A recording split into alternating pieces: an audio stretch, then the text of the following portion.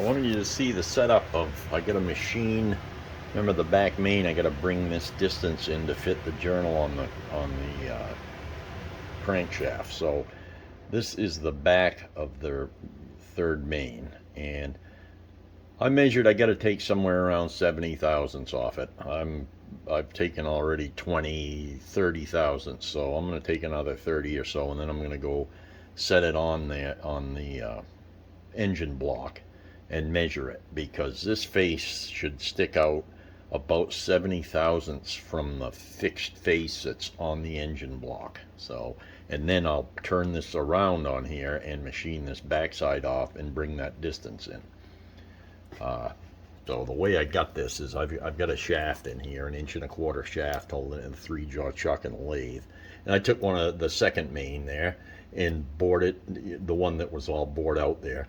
And I used it as a clamp to clamp the third main. I'm not going to touch this one, but all I want to do is touch this face, and then I'm going to re-put that radius on there. And after I get the distance in, and then we'll turn it around and bring the other side in. So I just wanted to show you that. And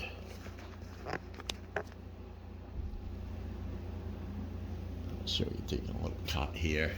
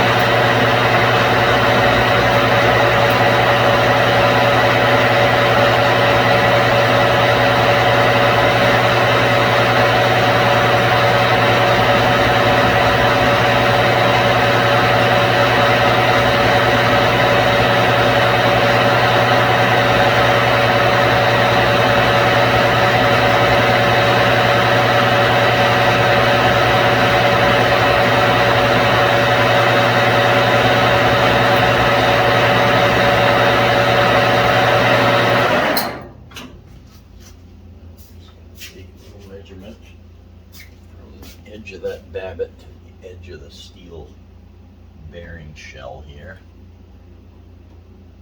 It's supposed to be somewhere around 70 thousandths. Right now I'm getting about 90. Check this side.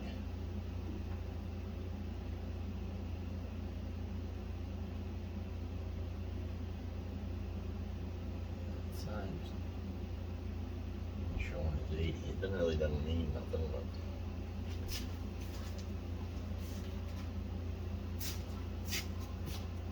what I'm going to do is take that off and put it on the engine and measure it and see how much more I got to take off.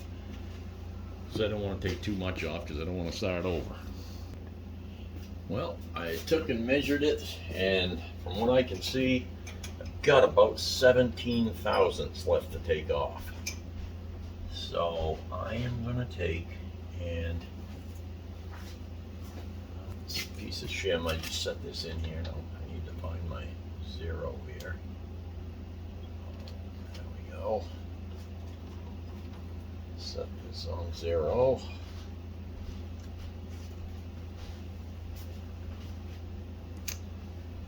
And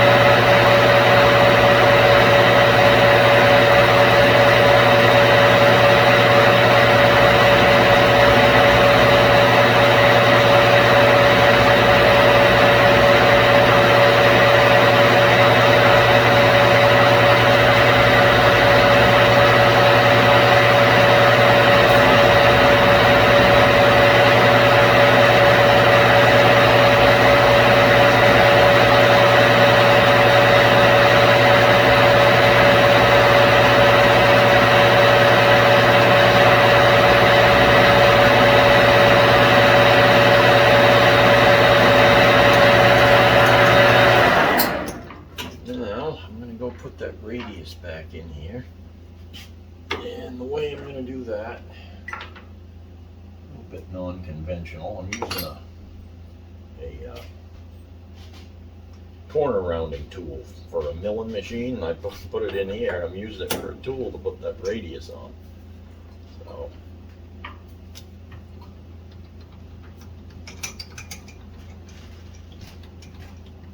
already put it on center, so there's two anyway.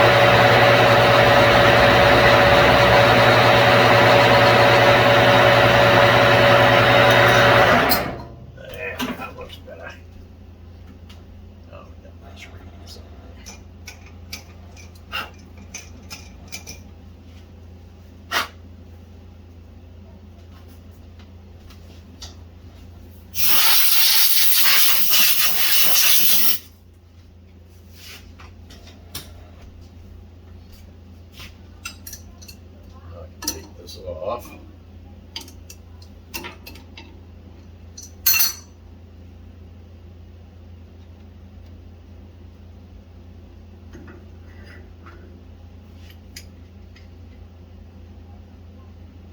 Put this back on the engine and measure it.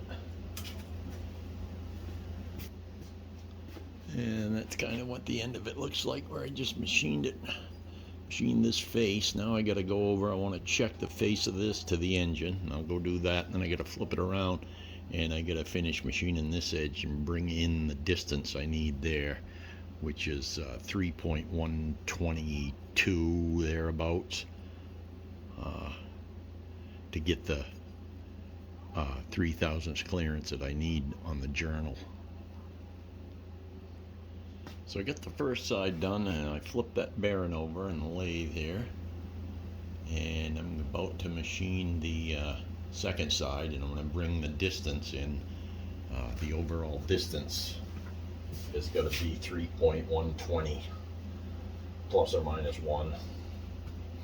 So I'm going to take a cut here and then measure it and see how much I got to go.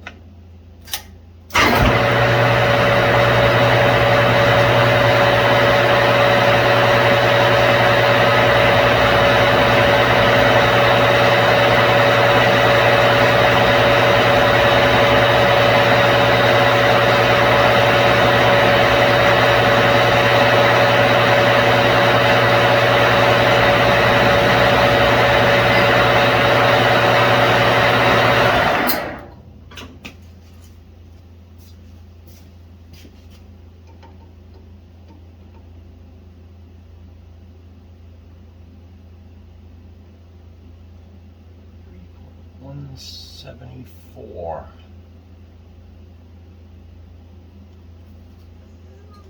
This side over here. 3.174. Okay. So if I want to go, it gives me 54 thousandths. A little less than that. 10 thousandths increments. So I got 74. Take off 50. That would leave me with 24.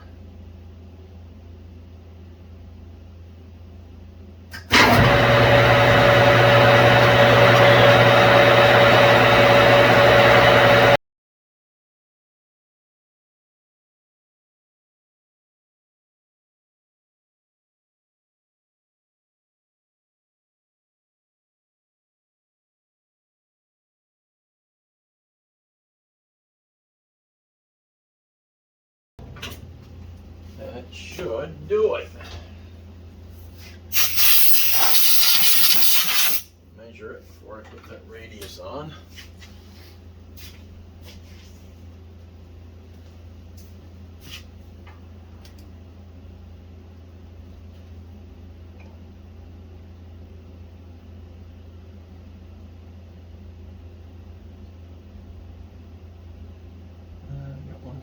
122.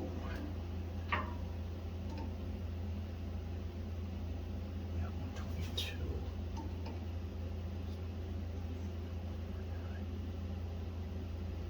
Yeah, 122. I'm going to take one more thousandths.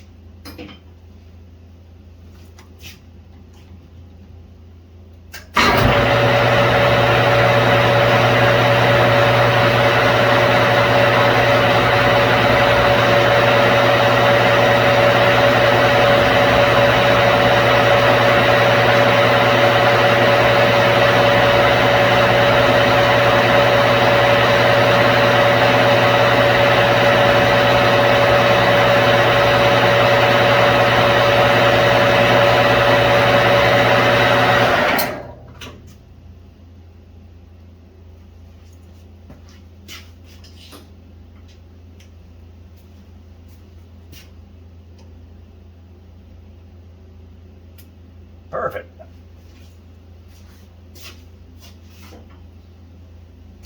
120 and about 8/10. All right, now get that radius put on there. This milling tool.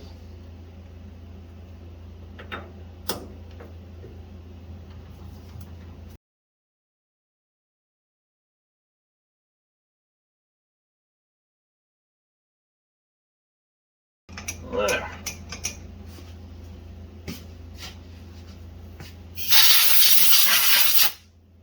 Should fit on the engine, or on the, I should say on the crankshaft.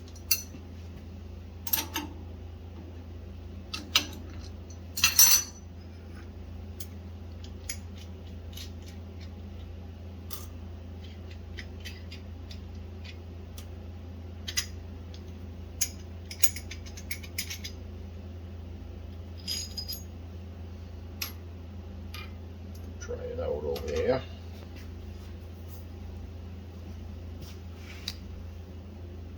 Yeah, I thought I'd show you in the engine what this looks like. So I put the crankshaft sitting in the mains here. I don't have any of the caps on the other two. I'm going to put this third main on that we just machined, and you'll see it fits pretty darn good. Back and forth, it's definitely not more than 3 thousandths clearance there. So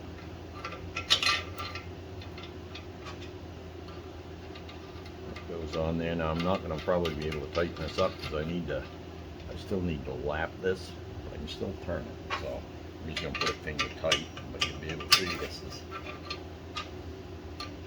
pretty darn close.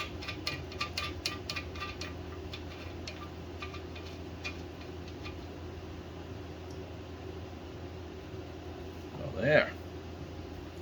Try to move the crank back and forth. I can't even really feel it. I'm sure if I put an indicator, I'd see a couple of thou, but I can't even feel it. And look at that. It's not bound up at all or anything. That's perfect. Excellent. So, that was a good job done today.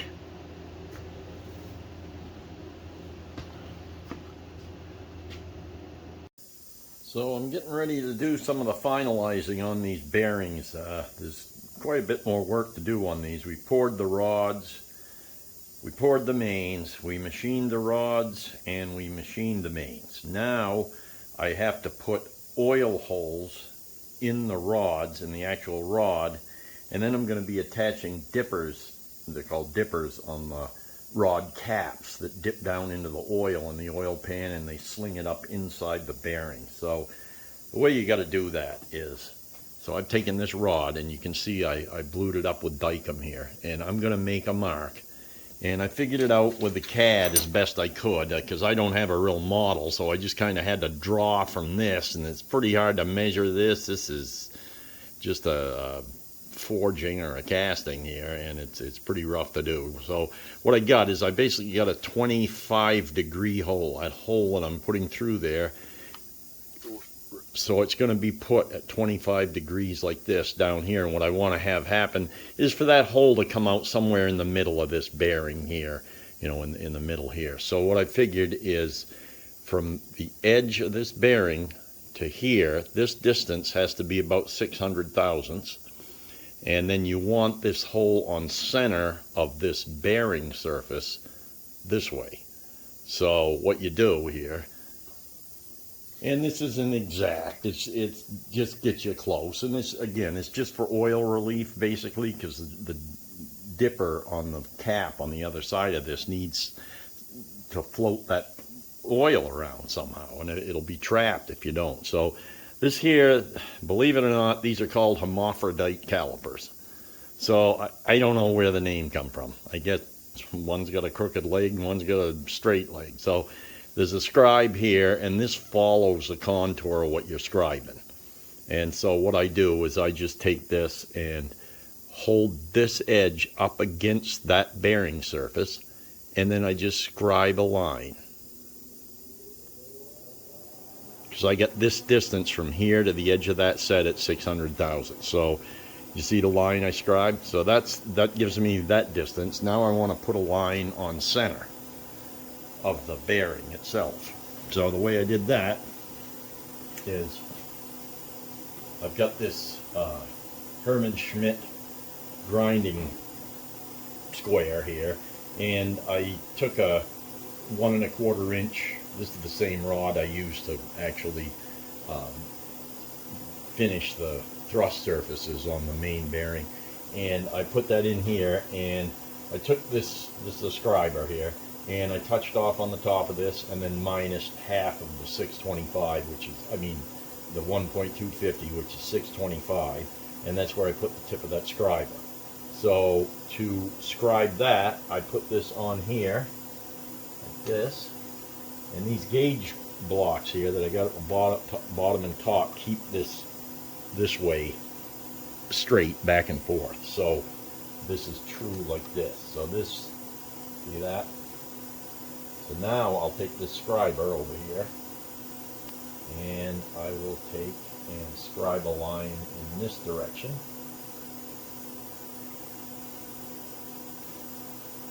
And now you can see I've got, if I can get that in the view here.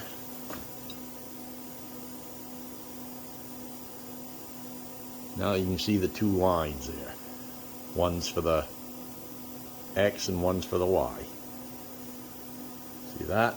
See them two lines? So where that meets, that's where I want to drill a 3/16 hole. And when I do that at 25 degrees, that should put that pretty close to the center in here when it busts through. You know, again, it's on a 25-degree angle. So, and the way we do that,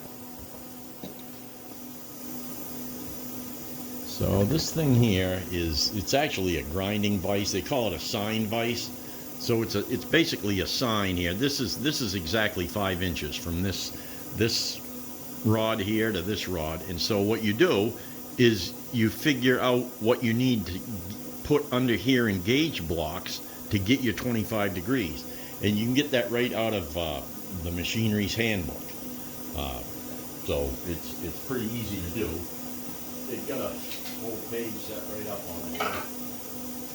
This is a machinist Bible, so you got to have this thing. So if I go over here, they're sine bar constants. See that? See the 25 degree? So 25 degrees, 0 minutes, and that's what we want. So you'd put a 2.1131. I'm not going to worry about the 1/10. That's 1/10,000. So I want to have a 2.113 gauge block under that. And when you do that, this is for a 5-inch sine bar. That's a standard sine bar. And this is 5 inches. And so when you put that 2.113, that lifts that exactly on a 25-degree angle. And that's what I've done. And the next thing we'll do is put this in the vise.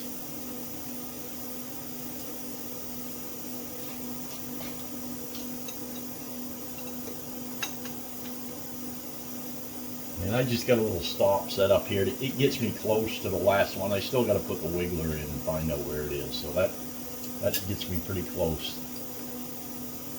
to the last one. And then I'll just snug that up. now what I do is, so this is a center finder. We always called it a wiggler, because this thing will wiggle around in the spindle. So you put this thing in the spindle and see how it's got a point on it there. And what you do is you line that point up to that cross that I just drew. And that puts the center of the spindle over that. And I'll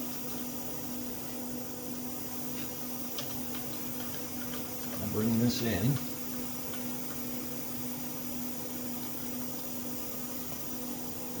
Now, so I can see it here. The other thing that's good to do is you turn that on so to make sure that it's running true, because that can be out. So that's pretty damn close. So that's good enough for eyeballing here. So now I'm just going to adjust that. Okay, I'm going to take this out.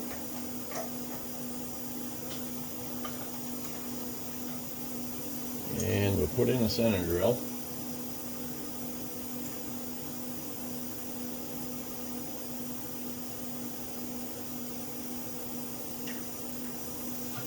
Back to 0.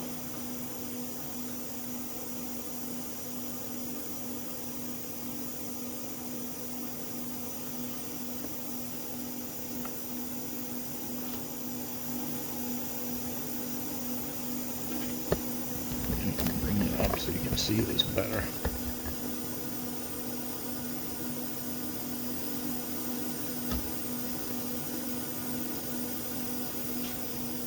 And put the side drill out. The drill in.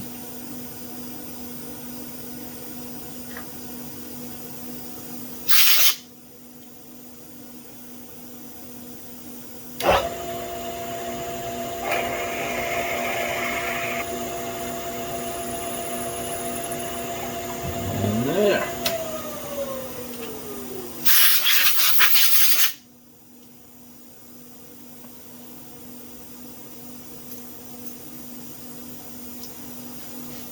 And we'll take that out.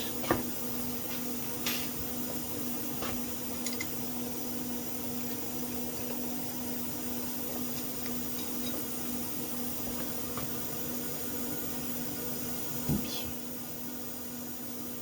As you can see, the hole's just about in the center when it comes through there. There's the drilled hole on the angle. It's through about on the center. Now the other thing I got to do is I got to take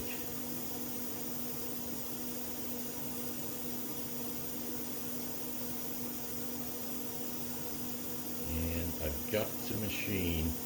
Now I don't have a 4-axis mill, so I can't machine this in with these mills. So I'm going to have to do this by hand with a Dremel. But what I'm going to be doing is, see how I got that marker with the pencil just real rough. I'm going to be doing like a little groove in that out to here, and same with this. So you get, it's called Xing it. So it gives a little spot for the, and the same with the cap. We're going to have an X in that also, and it's going to match with this. So both of them will be X'd a little bit and have the hole. So that's what you got to do on that. And the main's got some stuff I got to do to them too, but it's a little different than this. So I just wanted you to see that, see what I was doing, because the rods aren't done yet, and neither are the mains. But like I said, there's quite a bit of little stuff you got to do to these to get them ready.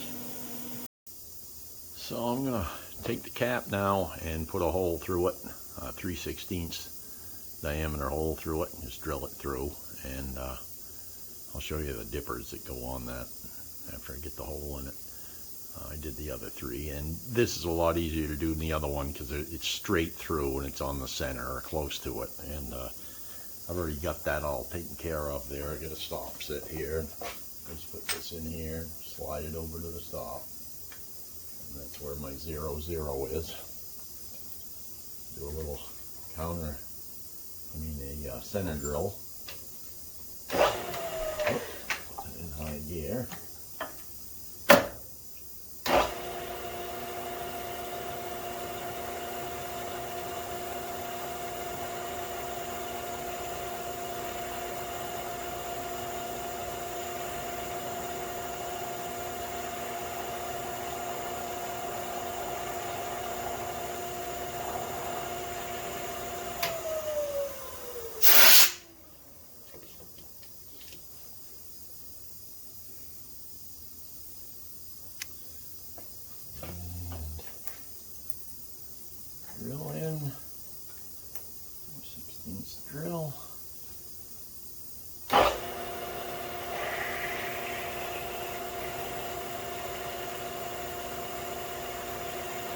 You can tell when you hit the babbitt when you're drilling, it's a lot softer than the steel. The steel's pretty soft, but the babbit's like butter.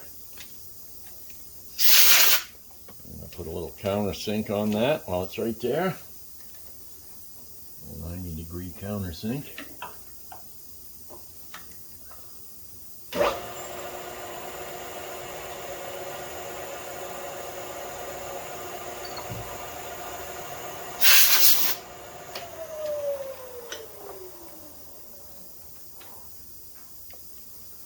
There's a hole there, and then the back's like this here. Whoop. There's a hole in the back of it. And then I take a 60-degree countersink. I'll just do this by hand just to deburr that hole in the babbitt. Stuff cuts like butter, so.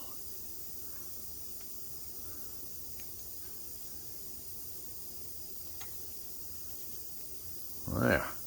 And I will show you what one of these dippers look like. I'm going to put this on the rod here. So this is one of the dippers. And these go on here. And then you bend these down. I'm not going to do it yet because I'm not ready to put this on. But you bend that down, and then you have, so you push this on here, and you bend it down, and then you know, tighten it on like you normally do. Now when this is going around in the car like that, this will pick up the oil, and you can see the hole in there, and that'll push that oil into the rod and cover the journal, so it gets a lot better oil than than the original Model T did. Because the original Model T, what they do is they cut the edges of this so a little bit got in here, but it never got down good through the journal. So there's a lot of talk. Some people don't like putting X's in the bearings. They think it weakens it. I don't. I don't think it weakens it at all. I'm going to be taking, and now the next thing is I'm going to take a Dremel and I'm going to X them. I'll show you what I get after, because this isn't really a machine thing. This is hand work, so I'll do that next. Alright.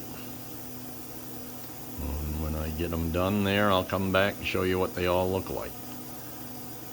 There's that. You need the hole in the top here so that it's got some relief so that oil can circulate in there while it's dipping some fresh oil in there. So that's why you got to have the thing in the top too, in the rod here. I figured I'd show you the rods here. Pretty much done with them. You see the X there that I put in with the Dremel. It's a hand done deal, but it'll work fine for this. That's the bottom there on the cap. And that's what the dipper looks like. So when that's going around in the engine, this here will bring the oil into that hole, and that'll go up around those grooves and, you know, cover the entire surface of the journal, the rod journal. So that's why we did that. And next I got to do some finishing touches to the main bearings, and I'll be doing that next. And then it'll be on to the engine block itself, on doing the valves and stuff. So we'll be on that here in a bit. Alright, so what I'm doing next here is I'm going to be cutting the oil trenches in here. Now I've already done it to the first two mains on the bottom. I got to do the bottom here. I'm calling this the bottom down in the valley here, and then a little bit in the edges here. And there needs to be an oil trench, basically, if you want to call it that, put in. So I figured I'd show you doing this third main here. So what I did is I touched, this is a 3/16 ball mill, and so the end of that mill has a 3/16 radius on it, and I'm putting that down in here 25 thousandths deep into the babbitt, to cut an oil trench in it. You don't want to go through because then you'll cut the bearing in half. But I'm going down there 25 thousandths and turning it on. And what I did is I just marked with a red marker. It's all eyeball. It's just to hold a little bit of oil while the crankshaft's running in there. And I marked in there about 5/16 of an inch from the edge of the end of the main on each side. And I'll do the same on the edges here. And I'm just going to go up to that point eyeball and come back to the other end.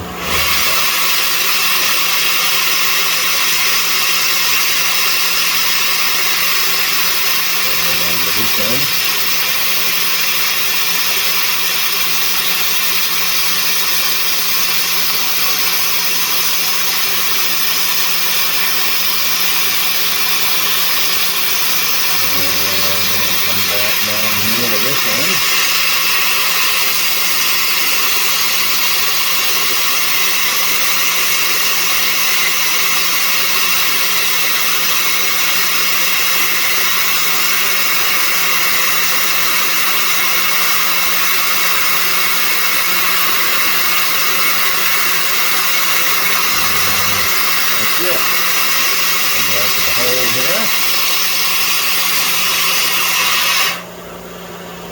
It. This here, I'm going to touch off on the top edge of this and set my Z to 0. Then I'm going to come over here. I'm going to go down about 25 thousandths or so. And I'm going to come into the edge. And I'm going to hit the edge. Down the end here.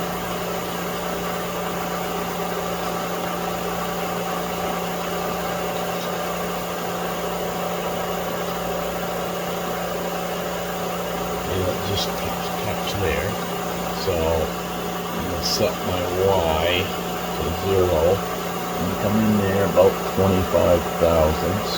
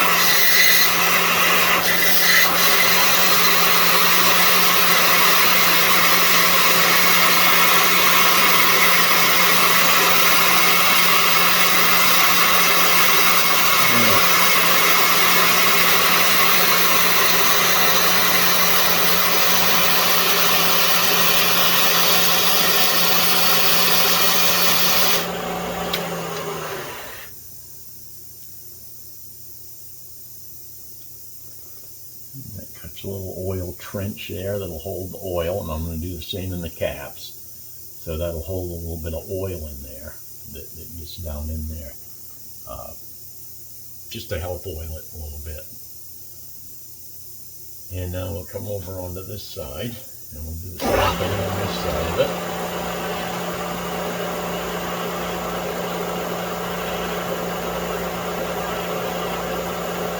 Just touch them there. And go in 25 thou from there.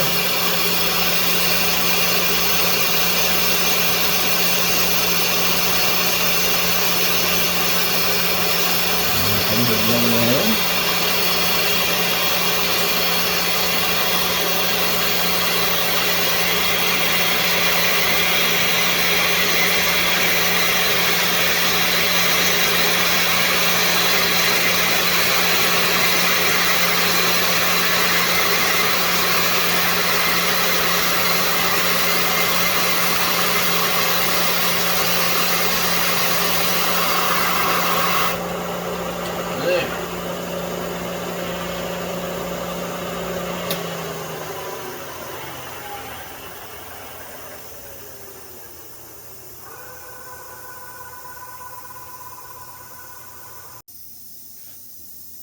So as you can see,